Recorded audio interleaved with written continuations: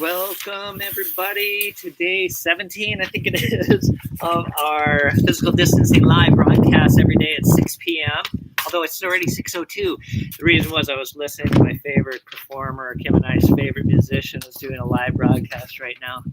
Oh, he just finished his last song, MikeLoveMusic.com. So I know I want you to stay here, but when you're done, or if you love Mike Love Music, the Hawaiian Mike Love, go check him out. And he's very uplifting, and that's kind of how we're getting through this time period. Just listening to Mike Love, especially his most recent, like 2017 and 2015 albums, just so positive, so uplifting, just keeps you going. And so I want to just give you a couple of reminders while Kim is getting her bugs brought over here. But one of them is that we want to inspire you to go outside. That's why we're doing this, and enjoy nature, in your backyard with, all the extra benefits of how vitamin D, virus mitigation, mental health. And if you want to go even further, plant a garden in pots or bags or anything. And we're going to show you a little more of that tomorrow. We're going to follow the rain barrels coming off of the roof and into our rain garden and out into our bioswale and out into our pond. And then we're going to install because it's finally getting a little sunnier and drier now, we're able to get back to some gardening because it was pretty flooded there for about a week in our gardens. We're going to install a community sidewalk garden out there with wildflowers in front, potatoes and other veggies that maybe neighbors might want to throw in there.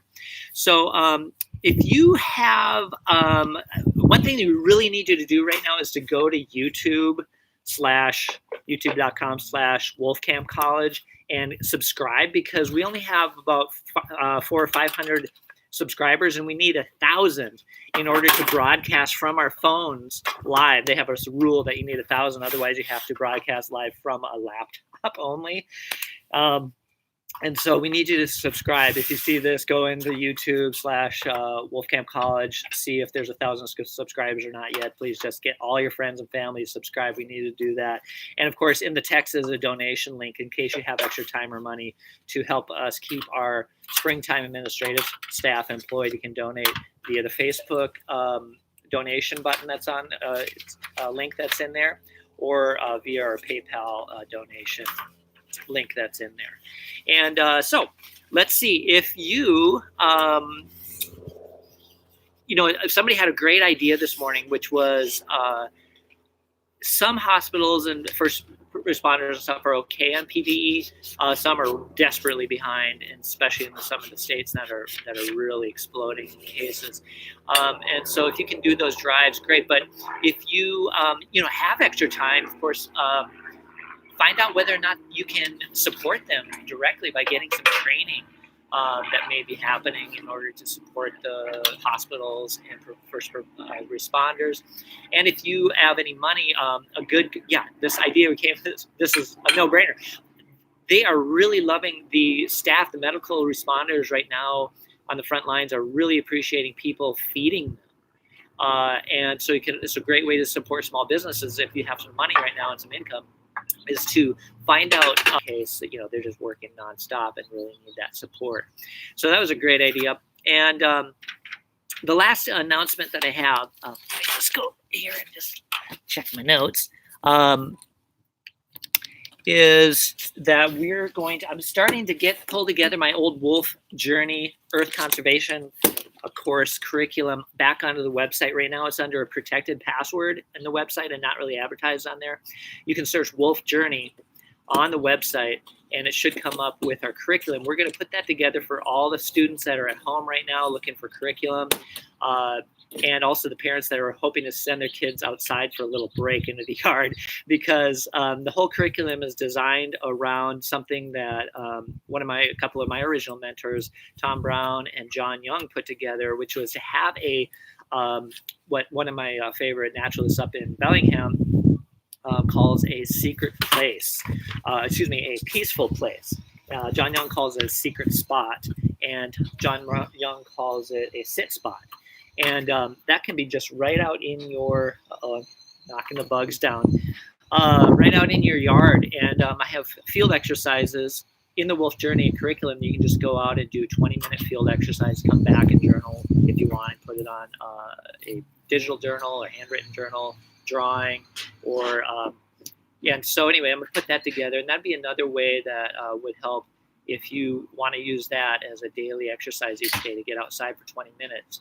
Use those field exercises to go through and get to that's basically how I got to the place where I was. And Kim first became interested in nature. She always was, and loved birds. But there was a 5th grade teacher that Kim had. What's your 5th grade teacher's name? Mr. Ari. Mr. Ari at Fruitland Elementary. And they chose a 1 square foot that they would return to each week. Every month. Yep. And check out and see how that 1 square foot had changed.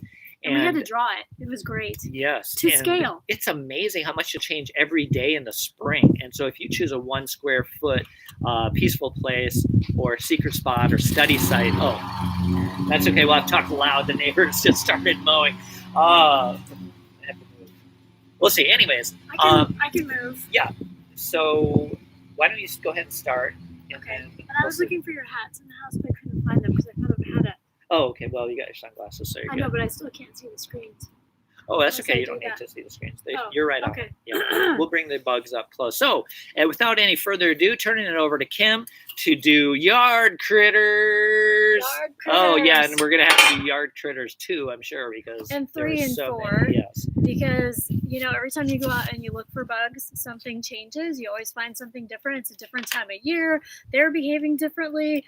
So right now, there's not a lot of flying insects out. Well, okay, there are a lot of flying insects out, but not as many as you would hope to be easily caught. So I'm going to go practice my song because I totally bombed yesterday and I just want to run through the song once. Okay. And so before I do, I just wanted to mention to everybody that one of the things that's really great to do at home is to learn the taxometric order of where different animals are. And of course, here's a nice one of how do you classify animals: domain, kingdom, phylum, or division, class, order, family, genus, and species.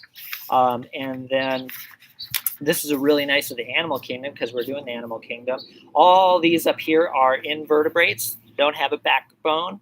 All the ones down here, this is our vertebrates, the ones with the animals with a backbone. And this is from exploringnature.org. It's a really great chart. I love it. So we're just going to do today, we're not really going to get into the reptiles or any, well, there might be an amphibian. There might be a surprise. That might be the only vertebrate that we do. Otherwise, we're going to do invertebrates. Are we going to do any annelids or worms today? Or is that another time? That's another time. Okay, so we're just going to do mostly the arthropods. And interestingly, it's into 3 subphyla, and one of them is crustaceans, and inside there are the crabs, lobsters, and shrimp, and there's an actual bug in your yard that is in that. There's also insects, and of course there's a lot of bugs we're going to do in there. I'll go into the detail of that a little later. Also, we've got a centipede and millipede. They have their own but you're giving subphyla. Oh my gosh, sorry. These are all my surprises. Spiders. Okay, well, anyways. Also, are we going to do any snails and slugs?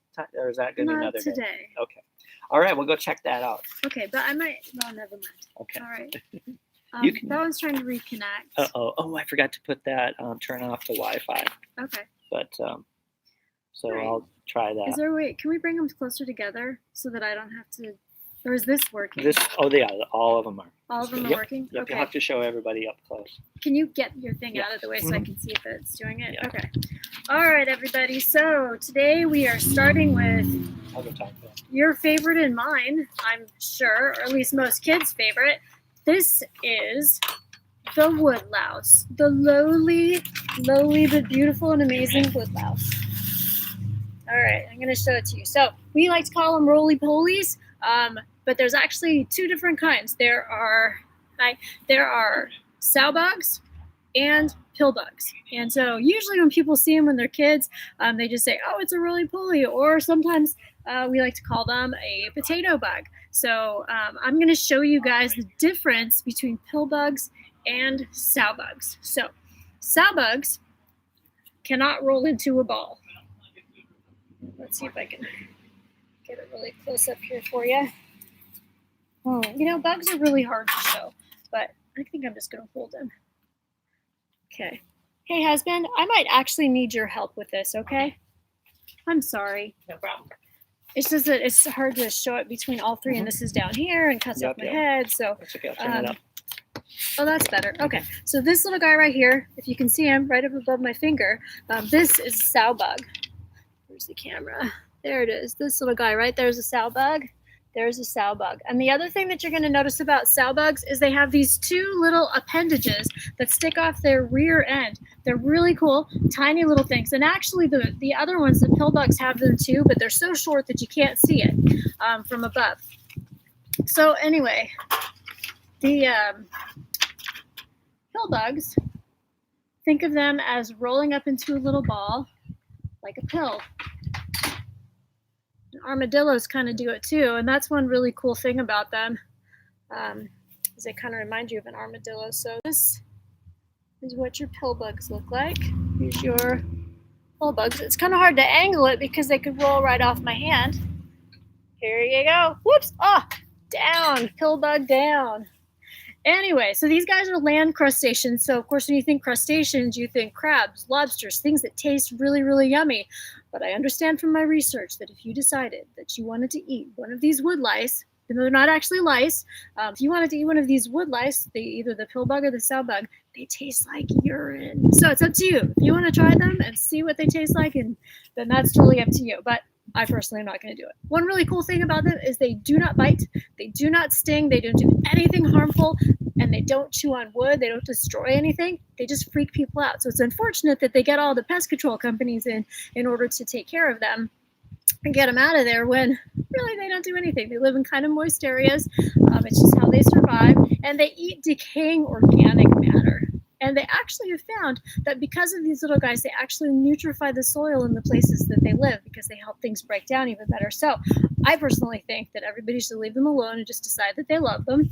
And what's really cool about them also is the females have a little pouch on them, and it's called a marsupium. Isn't that awesome?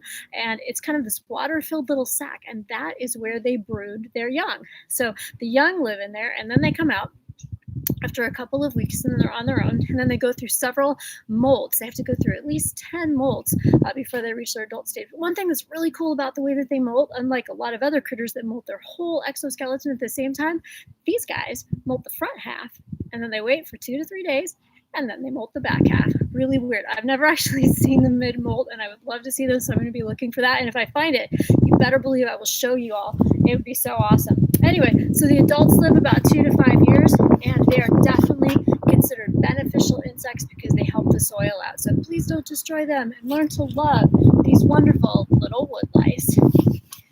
All right, next up, these are going to be a little bit more fun to hold. In fact, I don't even think I'm going to hold one of them, but I bet you guys are going to be able to see it up against this white background that I have. So let me put these little guys away because I know they are not going to mess with the next ones, or they're not going to like them at all. Because the next little ones that I'm going to show you are actually carnivorous predators. They're fast-moving carnivorous predators. If that gives you an idea of who they are. And they bite. They are actually venomous. And what's really interesting is the part that actually bites you is kind of underneath the head, and they have the venom gland at the base of this thing, and then they go and bite onto their little prey item, and that's how they kill it. But let's see if I can dump them in here without them touching me. Although I understand that they actually probably aren't going to kill an adult. It'll just hurt a whole lot. And maybe not the ones that live around here even. But kids can actually have problems with them. So, uh-oh. I don't know if I can keep them in a spot where you can see them. Can you see this little runner? Oh, don't run up there. No, I don't want to touch you. Okay, here comes it. Here he goes. Here he goes. Can you see him crawling across the top there? All right, everybody. Lastly, let's see if you can get him. There he goes. There he goes. Does anyone know who that was? Yes, if you guessed centipede, you were 100% correct. Super fast moving, super bitey. And the way that you can tell your centipedes from your millipedes is your centipedes have only one pair of legs per segment, and your millipedes have have 2 on most of their segments. They have a few special things going on too. Centipedes are really cool. They can live about 5 to 6 years. They're definitely an important part of the ecosystem. The one that I just showed you guys are the 2. There's actually 2 of them and they're running around. Those are called brown or stone centipedes. And one thing that's also really cool that I found out is there are about 8,000 different kinds that live around the world, and only 3,000 of them have been described. So if you want to get famous in the entomology world, you can become a person who studies centipedes, and you can go out and find some new ones, and maybe you can name them some really cool names. I think that would be so much fun. Can you imagine the lily centipede named after, the dilly bean centipede? Anyway, maybe that's not such a good idea. All right, well, I am just gonna shake these little guys off onto the ground here and let them go on their way. Here's your last view of these little beauties. Whoa! Whoa! Okay, actually, would you shake these out? I want to pull out my next little critters. All right, I hinted at the next one that I'm going to cover. So instead of having 1 pair of legs per segment, this little critter has 2 pairs of legs per segment. And it's also wonderful because it doesn't bite, and it doesn't sting, and it doesn't do anything really bad to you, except, depending on the kind you find, if you make it mad or you take it off, it's going to squirt out some really, really stinky fluid. So we have one of these kinds of millipedes that live in our forest. They're kind of a sign of forest health, and they're actually black with these yellow dots on them, and the yellow dots are a coloration that's warning you that they don't taste good, and so you need to leave them alone. Now, I didn't get to go out in the woods because our local parks are closed, unfortunately, but I still found a bunch of these little guys in my garden. Can I have that back, please? Would you like the paper on it? I'm just going to use the towel. You just set it right here.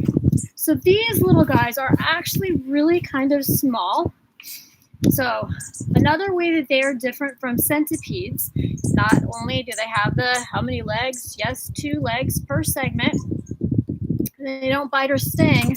They're actually really, really slow moving, which is so nice. That means that I should actually be able to show you these guys a little bit better than the last ones. They also live in a really moist environment. My goodness. These guys are so small. I don't even see. Oh, there's one. Now remember, if I found the forest ones, sometimes called a yellow spot centipede or a cyanide millipede, those would be really easy to see because they're quite large. Or a millipede, I think it's a millipede, yeah. But these guys are really, really small, but I do love that they're slow moving. I have a whole bunch of them here, and I really love that they don't bite. So, unfortunately, they're all curled up. So let's see if I can show them to you here. Get that in. I don't know if you can see it or not. So they're starting to stretch out. There's this one here that I found in my garden. And then this little guy here is all curled up. All right, here you go. Next. So, he's starting to crawl. This little guy right here. So when I first saw this one, I thought, that looks just like a centipede because it's really, really flat. Going between the fingers. None of that, you. There we go. They're really, really flat, but they do indeed. You already showed them. They do indeed have 2 legs per segment. Anyway, I also learned that fortunately these millipedes don't do it, but some millipedes can actually squirt their fluid up to 1 meter away. And in some places where they have those big squirty millipedes, sometimes dogs and even chickens have been hit in the eye and it can actually blind them. So it's really, really something that you don't want to get in your eye. So if you touch one, get that fluid on you. Don't do this. Not that you would, but you never know. And it is very stinky. I've definitely been squirted before by the cyanide millipedes. The other thing is some millipedes can exude a substance that actually dyes or stains your hand. The color only lasts for a couple days and then it goes away. Wouldn't it be cool to be like, hey, guess what's on my hand? I bet you'll never guess. It's from a millipede. See, I think that's awesome. Now with millipedes, there are 12,000 kinds of millipedes that have been named, but they think that there's between 15 and 80,000 different kinds of millipedes around the world. So once again, you want to get famous out there, you can become a millipede scientist. And then maybe you can find some cool new ones and become famous. All right, next. Hey, husband, could you let these little critters go over in the forest floor? What's that? Your battery in the house? It should be in the 3rd drawer down. I need this. Thank you. All righty. Next little critter, and this one is actually kind of fun because there's not a lot that's known about it. In fact, in the first book that I looked in, in fact, you know what? I'm going to take a break here really fast and tell you a little bit about the bug books. So this one right here, this is, well, for those of you that are backwards, I'm sorry. This is called Insects of the Pacific Northwest. It's a Timber Press book, and we really, really like it. It's the basics of all the insects that are around, or basically a lot of the insects that are around here. The problem with something like this is that you find something really cool and you come in here and you look and you're like, oh no, I can't find what I'm looking for. And so you need another insect book. Well, lucky us. This book called Pacific Northwest Insects just came out last year, and I got a copy of it. I was super psyched. Look at how massive this is. And I will tell you, I found that bug books weigh a lot because there are a lot of insects out there. But anyway, so this one I was so excited because there were so many insects and things that I wanted to look at. So I started to look them up, and I found a bunch more in here. But then I realized that, oh no, there weren't enough in here. I needed more. So anyway, I've got a whole stack of insect books here. Maybe that's how you're going to become a famous entomologist, is write a really amazing bug book.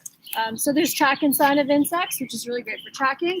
Got a couple of beetle books because there are so many different kinds of beetles. If you are into your garden insects, any gardeners out there, this one also a massive book, but amazing. If you are a bee fanatic, this is your friend, and I will tell you the photographs are awesome in here. If you can see this, really good one. I actually got this one on Amazon. This one I got too, and this is Photographic Atlas of Entomology and Guide to Insect Identification. This one, spiral bound, super expensive, but the reason that I got it is it breaks down everything into so much detail, like pages and pages of this minutia that will actually help you key out what kind of insect you found. So it really is a phenomenal guide. And so those are the ones that I really like. I got a couple more in the house, but these are my favorites. Okay. And a quick lesson for if you want to know this, is really, really cool. Learned this from Rob Sandelin, who has passed away last year, unfortunately, prematurely. But he was one of the greatest naturalists here in the Pacific Northwest. And he was one of our mentors, one of my mentors, and others on staff as well. But anyways, he did a class with us one time, and I just found it so fascinating that the Big 8 on insects, you can go to Earth Partnership for Schools. This is with the University of Wisconsin at Madison. I am an alum myself. It's my alma mater. And the different orders of the insect class include the membrane wings, or Hymenoptera, meaning a membrane. Everything ends with optera. Hey, you. The two wings of Hymenoptera, the ants, beetles, bees, and wasps. The two wings are the Diptera, also ends with ptera, all of them do. Flies, mosquitoes, and gnats. The butterflies and moths are the Lepidoptera, as in leopard stripes on those wings. The beetles are the sheathed wings, or the, how do you pronounce that? Coleoptera. Mm-hmm. And then the crickets, grasshoppers, and locusts are the straight wings, or Orthoptera. Dragonflies and damselflies are the toothed wings, or born with teeth, or Odonata, as those who know that other languages, Latin languages, Odonata means tooth. The aphids, cicadas, tree hoppers, and leaf hoppers are the same wings, or Homoptera. And finally, the true bugs, black swimmers, water striders, those are the half wings, or the Hemiptera. Yeah. Yeah. Okay, I'm lucky I had two of these little guys because I just dropped one. All right, are you ready, more garden people? This is the Carabus granulatus, for granular, meaning grains or particles, and this is a ground beetle. You guys can see him. Woo! I don't want to lose him before everybody gets a chance. No crawling up my sleeve. Down, so there we go. Ah. Uh-oh. Sweet. Can you get him? Which order is that? You said it's a beetle. It's it's in the beetle. Okay. Great. Coleoptera. That's what you said. Yeah. All right. So anyway, there's actually not a lot of literature on this little guy. He looks a lot like a different kind of European ground beetle that was introduced to fight different garden pests. And so what I do know about him is he's a ground beetle. And that's about it. But I found him, and the fortunate thing is he's not squirting anything on me, so I'm really excited about that. There he is again. crawling right at you. Oh, yeah. So I'm just going to let him go because I have some really cool other things I want to talk about. How am I doing for time? You have about 2 minutes. No. Yeah, really? we're going to have to do part 2. No. Another time. Okay. Well, can I just do one more? Yeah, okay. absolutely. All right, let me flip this over. You guys are going to love this. This is amazing. So, how many people out there like spiders? I do. So, there's a spider. It's a little cutie critter, and it's called the cellar spider. And we have a lot of them that live out in our old garage. They look kind of like a daddy long-legged or harvestman, but a little different body shape, and they make these little webs all over the place. And anyway, so I went out in the garage, and I found something very unusual that most people have never seen before. I think it's a great idea. We should do a whole thing on spiders, ticks, mites, everything in the arachnid. See if I can class. Separate them out here. I shouldn't have put them together. Wow, this is cool. Yeah. This would be like an intro to our arachnid day. I know. I'm just going to hold them up to myself here. Can I get one? And I'll show the other camera. Check this out. Ah, ooh. Put it up against a dark background so they can really see it. Check that out. All right, can you see that? Check that out. So this is how the cellar spider, the kind, sweet, beautiful cellar spider, met with its demise. So this is actually a spider that has been overtaken by a fungus, and it's called an entomopathogenic. So think entomology, like the study of insects, and entomophagy, the eating of insects. But this is the entomopathogenic fungus that basically inhabited this spider, took over its body, and as it was taking over its body, it started digesting the spider from the inside out. The spider's still alive and moving around very slowly while it's covered in growing this fungus. And then the fungus finally emerges, the spider dies, and then it's able to send off its spores and reproduce. So the fungus, I got to read this to you. It's Torulella. Oh my goodness. Anyway, it's in the cordyceps family. Just look up cordyceps family. It's actually the family of parasitic fungi. Very, very interesting and very terrifying to find in your garage if you don't know what it is. Fortunately, it doesn't impact humans, supposedly. And another interesting thing about the cordyceps fungus is it's been used traditionally in Chinese medicine, I don't know, probably hundreds of years. And so what they do is they find these different things that have been taken over by this fungus, and they dry them. And then they grind them up, and then they use them for medicine. And supposedly it does all sorts of great things. They've actually found in some studies that it does affect athletes and actually help them utilize oxygen and have more energy. And then some other studies have been done showing different benefits with mice and other animals, but nothing that can be translated to humans yet. And there's still a part of me that thinks, do I really want to ingest a parasitic fungus? Well, only as a strong prescribed medicine like antibiotics. That's true. From fungus. That's true. Okay. Hey, good point. Yeah. Good point. One more thing. Okay. If you love bugs and you want to learn more about them, there's a really great resource online. It's called bugguide.net. So bugguide.net. Just look it up, and you can type in the different bugs that you've got, and the people will help you identify them. And I've used it before when I actually found a really cool bug a couple of years back. I'll have to talk to you about it on our next bug video. You know, do you hear the Pacific Forest tree frogs going right now in our pond? I think we're going to have to release our salamander and do that tomorrow at the end of our rain garden Can walk. I just show them the salamander then? Because they won't see it tomorrow because we're going to let it go. Okay, I'm not going to keep it another night, so you should see it. It's beautiful. I found this when I was out looking for your bugs today. Oh, he's such a little cutie muffin. And you can try to look it up and see what it is. We'll tell you tomorrow. But here it's backwards for some of you, but the books that we recommend for Pacific Northwest. Look at that. Oh my goodness. It's on the computer. That's okay. I don't think he likes it, though, because it's dry. And so am I. Here, my hands are dry. I'm sorry, little one. We're going to set him free very soon. There he is. One more view. Oh, it's hard to do on the computer. Can you tip it up? No, this way. Yeah. There you go. Where is it? Yeah. There it is. There. All right. Well, tomorrow we're going to, I think, we're going to follow the rain from our roof down to our rain barrels. And the rain barrels go into our rain garden, and then our rain garden goes into our bioswale that we have mitigating pollution off of the road, and then that goes into our pond, where we're going to look for the frogs that are in there, and maybe some more salamanders tomorrow. Definitely more salamanders. Future broadcasts will be planning our sidewalk garden out there for the community. We want to go on wildlife tracking adventures, animal tracking adventures. We know of a place not too far away, I think, that's open that we can actually go. And so we're going to try to, my favorite activity in the world, tracking animals.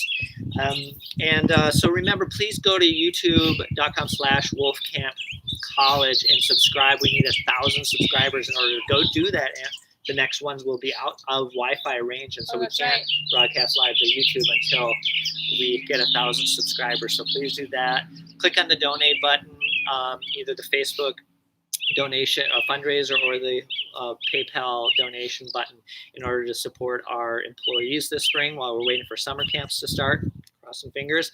And also to help us get that Wolf Journey curriculum online and available for everybody while they're at home and any students at home that want to use that curriculum for studying, doing field exercises out in your yard. All right. Well, thank you, everybody. And I'm going to finish with a song, another one that I had never played before because, I don't know, other, I guess, children's performers play these a bit. And so I kind of leave them to that. And at Wolf Camp, we usually stick with, more deep emotional songs. Anyway, this one is perfect for this. Here it goes. And, of course, this is by, what's his name? Yeah. Well, look it up on the internet. What is his name? Yes. Some guy. A Place in the Choir. There you go. Oh, you're going to play it? Kim really wanted me to play this. And then you have to flip it over after I get there. And then flip it back in case I forget the chorus. Song. I had no idea this song existed. Sing to the top with a little... Wait a minute. That is the back. There you go. All God's critters got a place in the choir. Some sing low and some sing higher. Some sing out loud on the telephone while some just clap their hands and pause and anything they got. Now listen to the bass, one at the bottom where the bullfrog croaks and the hippopotamus moans and groans with the big to-do. And the old cow just goes moo, woo, woo, woo, woo. The dogs and cats, they take up the middle while the honeybee hums and the cricket fiddles and the donkey brays and the pony neighs and the old coyote howls. All God's critters got a place in the choir. Come on, sing, sing low, and some sing high, some sing out loud on the telephone wires. Some just clap their hands and paws and anything they got now. Hands and paws and anything they got now. Listen to the top where the little birds sing on the melodies and the high notes ring and the hoot out howls at the everything and the jaybird disagrees. Sing in the nighttime, sing in the day. The little duck cracks and he's on his way. The otter ain't much to say. And the porcupine talks to him, say, yeah. Oh, all God's critters got a place in the choir. Some sing low, some sing high, some sing out loud on the telephone wires, and some just clap their hands and paws or anything they got now. But it's a simple song of living song. By the ox and the fox and the grizzly bear, the grumpy alligator hawk above, sly raccoon and the turtle dove. Come on, all God's critters got a place in the choir. Some sing low, some sing high, some sing out loud on the telephone wire. Some just clap their hands and paws or anything they got now. Yay! Oh, and the robin singing. Nice. Well, thanks, everybody. We're looking forward to seeing you tomorrow. Stay well. Bye. Finish. Did you get this one? Yeah, not yet. Bye, everybody. Finish. Mm-hmm.